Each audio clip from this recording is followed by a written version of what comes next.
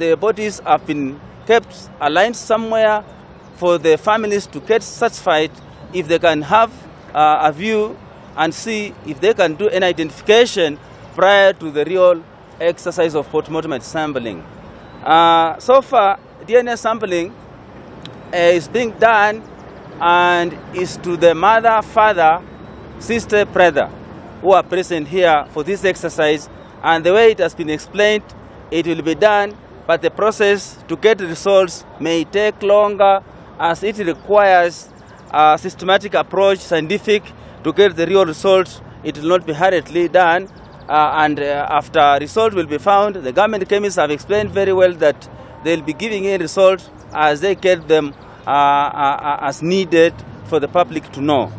After viewing, we have also aligned the post-mortem process whereby the government pathologist has organized for 3 stands.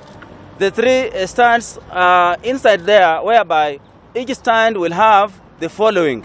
We'll have a pathologist working alongside the scenes of crime personnel, an investigation officer, and we'll have also the government chemist taking samples and a mortician. The process of DNA sampling and post-mortem will be ready by today. We have also the scenes of crime personnel and the detective from the CID.